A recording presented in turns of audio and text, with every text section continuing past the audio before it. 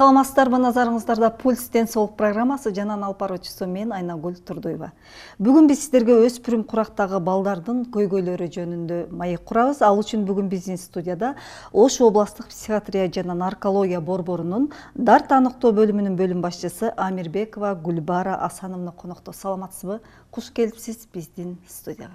Эскерте кетсек, сиздер Пульс денсаулык программасын түз эфирде көрүп жатасыздар. Эгерде сурооңуздар болсо, экранда көрсөтүлгөн WhatsApp номер аркылуу сурооңуздарды жазсаңыздар болот. Анда эмесе маегибизди баштасак. Гүлбара айым, айтсаңыз, өспүрүм деген эмне? Саламатсызбы? Негизинен өспүрүм курак, расмий тилде айтканда, переходный возраст дейт. Бул өспүрүм курак бала кезинен чоң жашоого, чоң куракка өткөн мезгил деп айтылат. Ушул мезгилдин өзгөчөлүгү 12 жаштан кыздар башталса, ал эми балдарда бул курак бир канча кечирээк башталат. Өткөл куракта бул ошол өспүрүм курак 12 жаштан 13, 14, 15, 16 жаштагы балдар, кыздарда көп кездешүүчү мезгил болуп эсептелет. Башкача айтканда, бул куракта балдар, кыздар өзүнүн бала кыялы, анын физикалык жактан өсүүсү, жашоого болгон көз карашы, гормоналдык өзгөрүүлөрү негизинен себеп болот. Өзгөрүүлөргө дуушар болгон учурда, башкача айтканда, айрыкча ушул өткөл курактагы көп оорулардын келип чыгышы. Буга байланыштуу гормоналдык өзгөрүүлөрдөн улам анын психикалык, психологиялык өзгөрүүлөрү пайда болот да. Мисалга алсак, 14 жаштан баштап, 12 жаштан баштап, 14, 15, 16 жашка чейинки кыздар физикалык жактан өзүнүн денесиндеги өзгөрүүлөр, гормоналдык жактан өзгөрүүлөр, башкача айтканда, бул куракта кыздардын этек кири келе баштайт, күзгө көп карана башташат, боенуп дегендей. Анан биринчи бирөөгө болгон багындай сезимдер ойгоно баштайт. Ошол курактан баштап көбүнчө бул курактагы кыздар депрессияга көп чалдыгышат. Анын бирден бир себеби өзүнүн ошо бала кезинен чоң куракка өтүп жатканы өзгөчө бул организмге, ошол курактагы кыздын психологиясына, башкача айтканда, анын жашоосунда өзгөрүүлөрдү пайда кылгандыгы үчүн алар көпчүлүгү депрессия абалына туш келишет.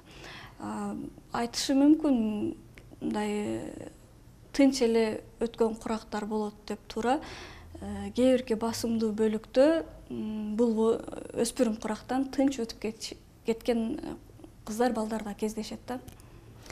Бул өспүрүм куракта балдардын организминде кандай өзгөрүүлөр болот? Баса белгилеп кетсеңиз. Кыздардан айырмасы, балдарда 1 жыл, 2 жыл кечирээк башталат. Мунун биринчи пайда болгону эркек балдарда багындай мускулдары чоңоюп, анын себебинен алардын үнү жоонура баштайт, муруттары чыга башташат. Денесинде физикалык жактан өсүү тездегенинен алардын көкүрөгүнөн жогорку, башкача айтканда, мына дабылары кеңейе башташат. Анан бул куракта, башкача айтканда, кыздарга салыштырмалуу балдарда тынчыраак өткөн учур көбүрөөк кездешет кыздарга карагандачы. Себеби алар бул учурда азыраак сүйлөп, өзүнүн денесинде болуп жаткан же өзүнүн психологиясында болуп жаткан гормоналдык өзгөрүүлөргө алар тынч кабыл алат, кыздарга салыштырмалуу. Демек, кыздарга караганда балдарда мындай жеңилирээк өтөт десек болот экен, Рахмат. Андан кийинки сурообуз, өспүрүм куракта бул эмне үчүн 13-17 жаштагы балдар ата-энесине көп таарынышат, деги эле мугалимдерге таарынышат. Анан көбүнчө жана булар балдарда да болсо керек, эркек балдарда 2-3 күн үйгө келбей коюшат да. Ушулар булар эмне себептен мындай болот? Бул өспүрүм куракта жана айтпадыкпы, гормоналдык өзгөрүүлөр пайда болот. Кыздарда дагы, балдарда дагы психологиялык өзгөрүүлөр пайда болгон үчүн айрыкча ушул куракта эгер үй бүлөдө дагы коомчулукта дагы көңүл буруу туура эмес жака өзгөргөндө балада да кызда дагы терс жака жүрүп кетүү көбүрөөк кездешет. Башкача айтканда, сиз айткандай көбүрөөк мушташып же урушуп же үйгө келбей калуу деп атасыз. Туура өспүрүм куракта көбүнчө өзүнө көңүл бурууну талап кылат. Башкача айтканда, ушул куракта кыздарда үйдөгү ата-эненин көңүл буруусу начар болуусу, башкача айтканда көп контроль берип, ага көңүл буруусу азаюусу, же болбосо анын талаптарына же анын ой пикирлерине каршы чыгуу. Бул учурда ошо сиз айткандай бул нерсени көчөдөн издей башташат. Ошон үчүн бул 15-16 жаштагы кыздардын жаман жолго кирип кеткени же болбосо поведенческий расстройство деп коет, көчөгө чыгып дейдип кетүүсү. Салыштырып, сураштырып карап келсек, ата-энеси менен пикир келишпестик же болбосо мектептеги кыздардын же мугалимдин орой мамилелери. Себеби организмде гормоналдык нарушение учурунда психологиясы дагы өзгөрөт да алардынчы. Түнт болуп калат, же болбосо сөз көтөрө албай калат, же болбосо пикир келишпестик көп болуп калат. Себеби бул куракта анын көз карашы, анын талабы таптакыр башкача болот. Ошол себептен жашы чоң адамдар анын деңгээлине түшүнүп жете бербейт. Ошон үчүн жана орустар айтат го, меньше контроль, больше обнимать депчи. Ошондой эле ушул учурда айрыкча кыздарга ата-эне тарабынан көбүрөөк көңүл буруусу, туугандар, коомчулукка ушул ата-эне, жакын адамдары, мектептеги мугалимдер кирет да. Алардын терс мамилеси дагы бир окуучунун тагдырын терс жака бурулуусуна алып келет да. Анан ошол эле учурда мектепке кеттим деп көчөгө чыгып кетишет. Бул учурда ата-эне үйдө контроль аябай катуу болот. Мектепке кеттим дейт, а мектепте анчалык контроль жок. Же болбосо мугалимдер тарабынан орой мамиле, же болбосо классындагы жакын ошо достору менен пикир келишпестиктен улам сабакка көңүл буруусу төмөндөйт. Ушул учурда аябай мааниге чоң роль ойнойт жанындагы адамдардын кандай адам экени. Эгер бала акыл эси жеңил төмөн, расмий тилде айтканда баягындай легкий, умственно отсталый балдар, кыздар болот. Именно ушул өткөл куракта башка жака жүрүп кетишет. Башкача айтканда жалган сүйлөп, уурулук кылып же үйгө келбей калышат. Ошол учурда жанындагы жакын адамдары же достору начар болсо, жаман жолго оңой эле кирип кетишет. Ушул учурда, мына өспүрүм куракта, сиз айткан ушул учурда ата-эне кандай мамиле кылуусу зарыл? Анан мугалимдер кандай мамиле жасаш керек? Эң биринчи үйдөгү мамиле эң чоң роль ойнойт да. Айрыкча кыздарда өзүбүз билгендей эле биздин менталитетте кыз бала энеге жакын болот да. 12 жаштан баштап кыз менен кадимкидей анын пикирин угап билүү керек. Анын талабын керек болсо аткаруу да керек. Бала билиш керек, анын ою маанилүү экенин. Керек болсо жана бизде жөнөкөй тил менен айтканда дос болуу керек кыз мененчи. Эгер аны кагып силкип, өтө көп контроль кармап, ага орой мамиле кылуу, анан эң негизгиси ушул учурдан баштап балага да, кыздан дагы ата-эне ишеничинен чыгып калбоосу керек да.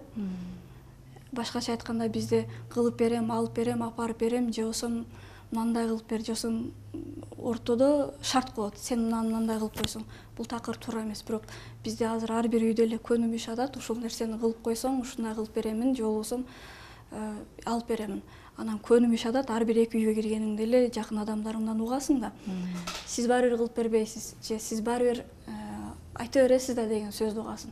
Мындан келип чыгат, ата-эне ошол баласынан, кызынан ишеничинен чыгып кеткен. Анан бала дагы, кыз дагы бул нерсени көчөдөн издей башташат. Айрыкча кыз балада 16 жаштан баштап эгер көчөдөгү башка бирөөнүн өзү көңүлүндөгү сүйлөгөн сөздү, мамилени күткөн болсо, айрыкча кыздарда жаман жолго кирип кетүү, алданып калуу учурлар көп болот да. Рахмат. Кийинки сурообуз бул эмне үчүн ушул курактагы балдар жана клей жыттап, же бензин жыттап, кандайдыр бир жыттарды, анан бул нерсеге эмнеге булар байланып калышат? Эң жаманы, эгер үйдө контроль болгон болсо, көңүл буруу болгон болсо, бул балдар кыздарда, балдарда дагы, кыздарда дагы ушул өткөн учурда сиз айткан клей жыттап, же ичимдик ичип, бул токсикоман деп коет, берилип кетүү, организм үйрөнүп калуу учурлары аябай көп. Эң жаманы бул өтө гиперопека деп коет, үй бүлөдө жалгыз бала, жалгыз кыз, же өтө эрке, же байдын балдар, кыздары көп кездешет да.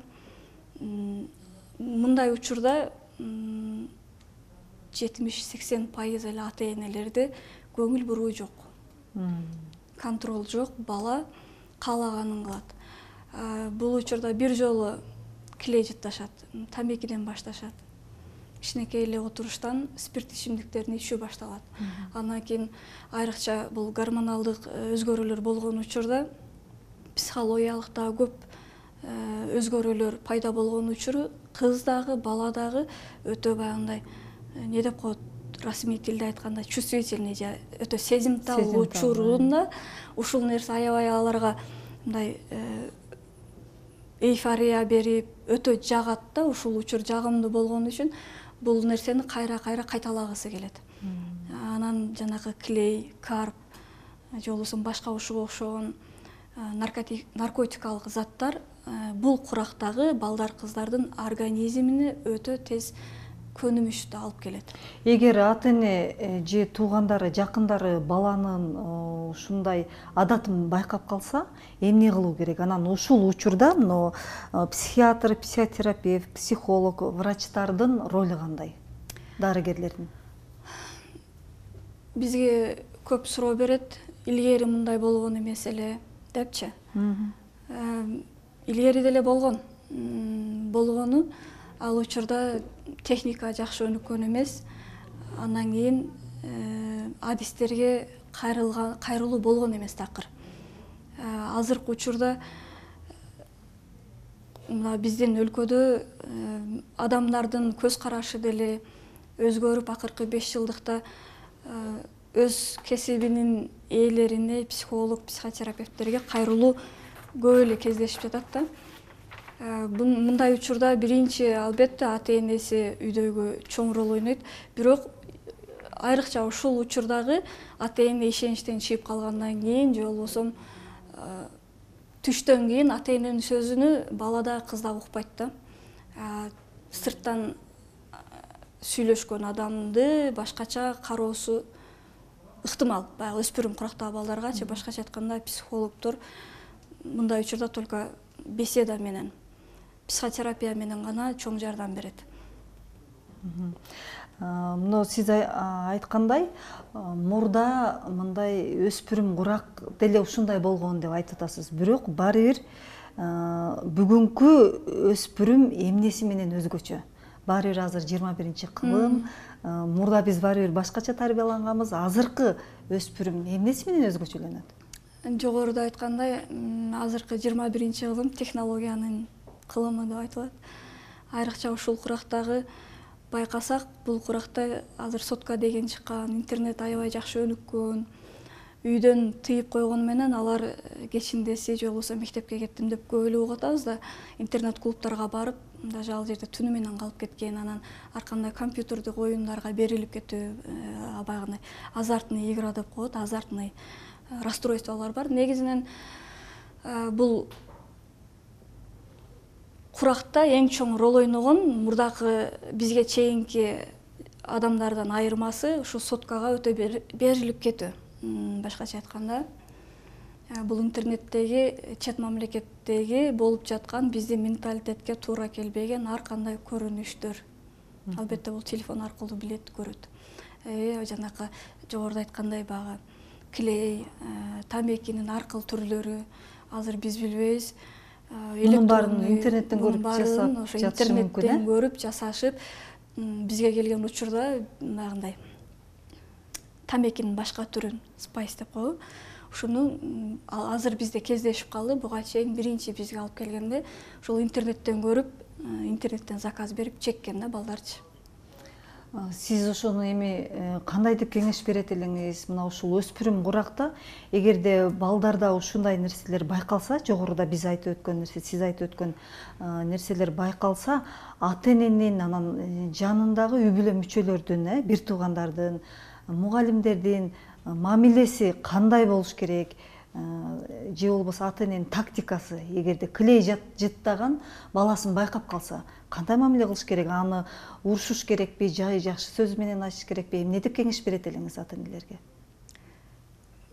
Бул токсикомания менен акыркы убакта аябай көп кездешкен. Токсикомания менен балдарда дагы, кыздарда дагы бирдей кездешип келет, дарыланып келет. Бул учурда ата эненин бир эле тактикасы адиске өз учурунда кайрылуу.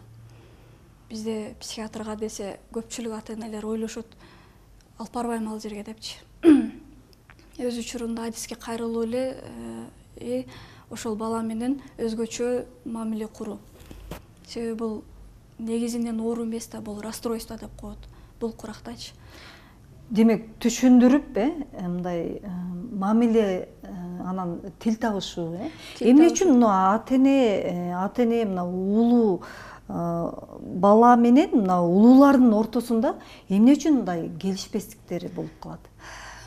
Жогоруда айткандай, гормоналдык өзгөрүү пайда болот деп атпайбызбы ушул курактачы?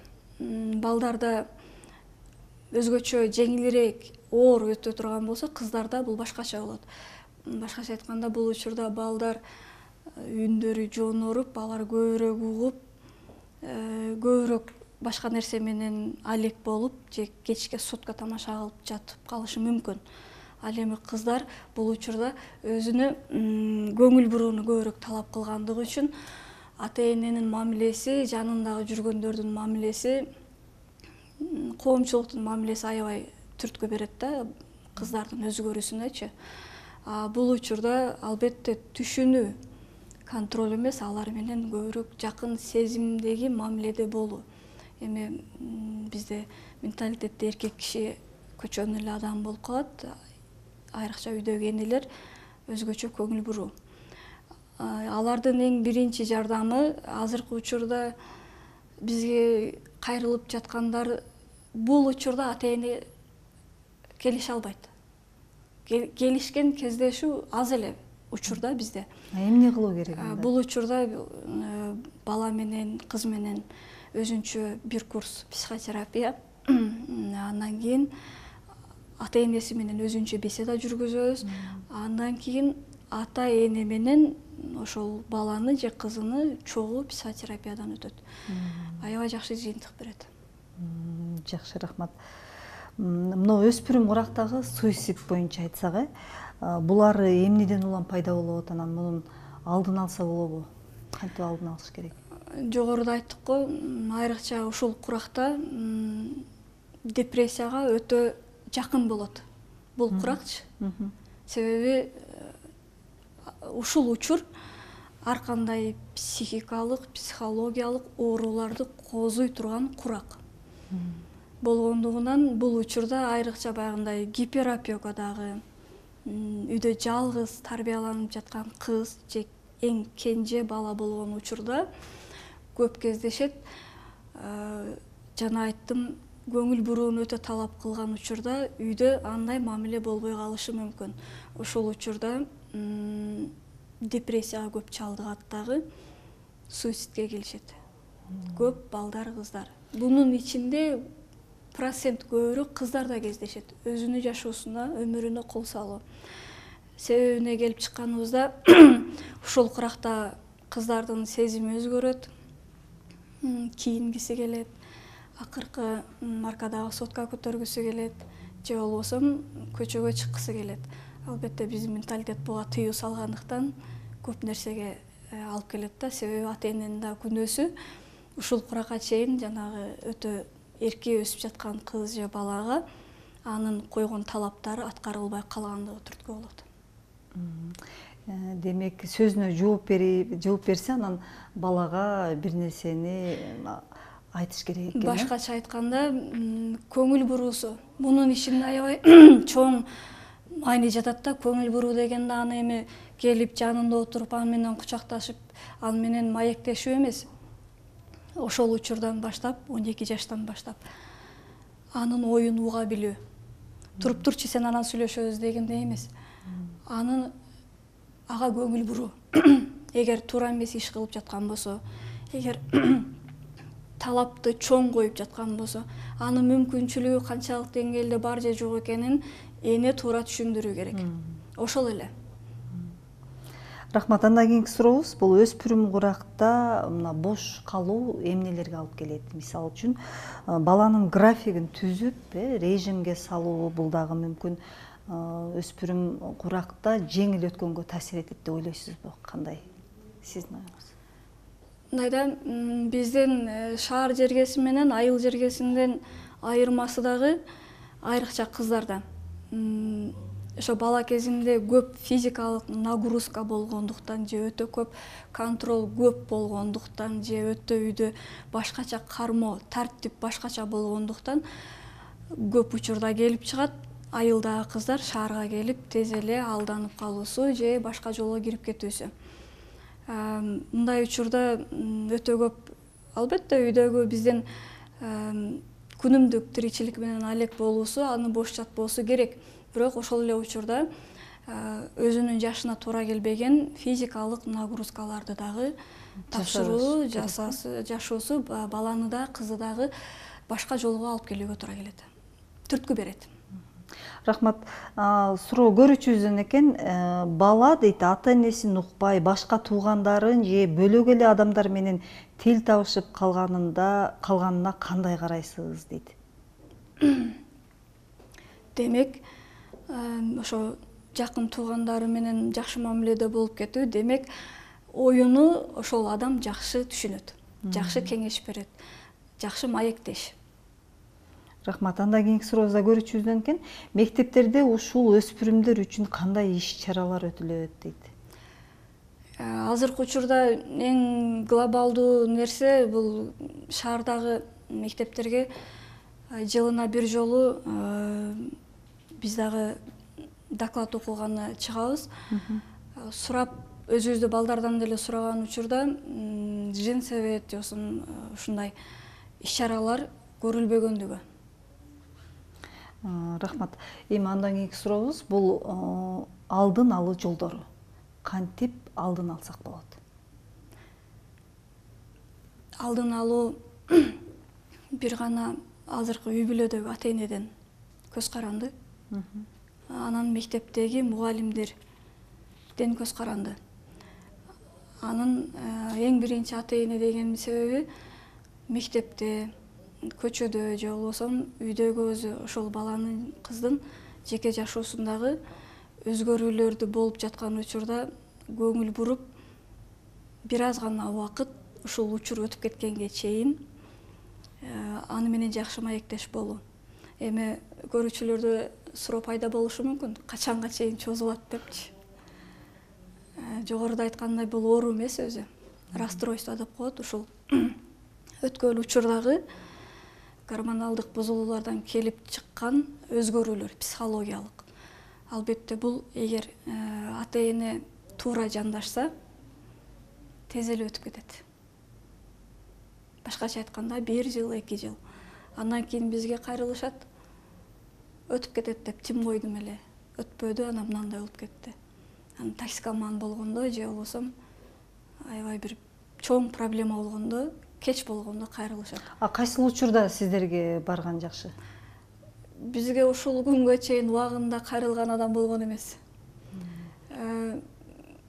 Өтүп кеткенден кийин алып келишет, качан ошо клейге организм үйрөнүп калганда, же спирт ичимдиктерине берилип кеткенде, же такыр үйүнө келбей калганда, же такыр эле ошо ата энени көргүсү келбей калган учурда гана кайрылышат. Айрыкча энелер, апалар айтышат, мен менен урушуп кетет, мени жактырбайт деп. бирок чындыгында бул нерсеге көбүрөөк пайыз эне күнөөлүү деп ойлойм. Себеби ошол учурда башкача көңүл бурбагандыгы, анын оюн билбегендиги, ошол баладан, кыздан ишеничтен чыгып калуусу себеп. Рахмат. Урматтуу телекөрүүчүлөр, биздин көрсөтүүбүз да соңуна чыгып баратат. Гүлбара айым, сизге атайын убактыңызды бөлүп бизнес студияга келип, элге кеп кеңеш бергениңизге сизге терең ыраазычылык, сизге бекемдей соолук, иштериңизге ийгилик. Анда эмесе сизге эркин микрофон. Рахмат. Акыркы учурда аябай глобалдуу темалардын бири ушул өткөн учурдагы өспүрүм балдар, кыздардын психикалык жүрүм-турумунун бузулуулары. Мен кеңеш берет элем, суранат элем ата-энелерден кыз баланы 12 жаштан баштап, ал эми балдарды 13 жаштан баштап бир аз көңүл буруп коюусу. Каалайт элем бардыгына психикалык ден соолук. Рахмат. Урматтуу телекөрүүчүлөр, сиздер Пульс ден соолук программасын түз эфирде көрдүңүздөр. Кайрадан эфир аркылуу жолукканга чейин сак саламатта калыңыздар.